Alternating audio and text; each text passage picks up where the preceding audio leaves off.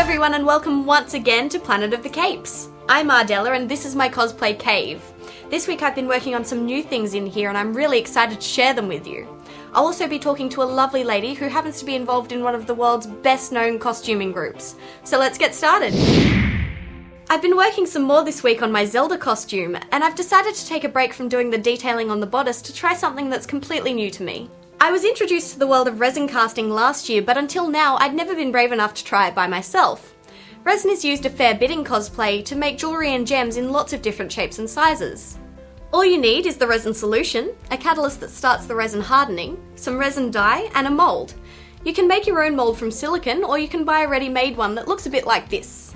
I decided to create the details on Zelda's armour using resin. I'm really surprised at how easy it was to do, and I'd love to show you how I made some cool little gems. You can get lots of different sorts of resin solutions, and the one I'm using has an easy 1-to-1 ratio for mixing. Be sure to make up only the amount of resin that you need, or all the rest will go to waste. Once it's mixed, you can add your resin dye, and you'll only need a little bit. It's a good idea to coat your mould with a light layer of release agent to make sure the resin doesn't stick when you try to pop it out. Then all you need to do is carefully pour the resin into the mould until it reaches just below the top. If you overfill it, it will be harder to get out once it's set. Now all that's left to do is wait for the resin to harden. Different resins have different cure times, so be sure to follow the directions on the label. You can intensify the colours once the resin is hardened by adding aluminium foil to the back, like this. Once they're set, you can pop them out and you'll have something that looks like this. I'm really pleased with how they're turning out and I can hardly wait to see what they'll look like as part of the finished armour. So with me today I have Sarah. Sarah is not only a wonderful cosplayer but also a member of one of the world's largest costuming groups, the 501st Legion. Thanks for coming in. Thanks for having me. No worries. So tell us a little bit about the 501st Legion. Who are they and what do they do? The 501st are a Star Wars costuming group.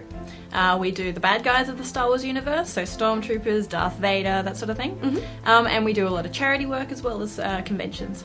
So what kind of charity groups? In New South Wales, we support the Miracle Babies, who do NICU kids and humidity cribs and things like that.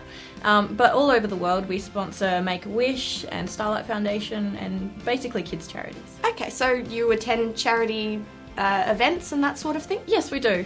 We do picnics and different events, dinners, and all sorts of charity events. Excellent. So how did you get involved in the 501st? I was doing my HSC and Yep. one of my friends went to Supernova, and while he was there he took some photos of Stormtroopers and I saw them and just thought I have to be part of this.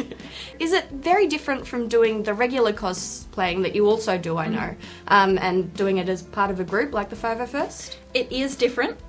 We have a lot more opportunity to do it in other places aside from conventions, and we also have more of a public eye. We get seen in more places and... Okay, people know you more. Yes.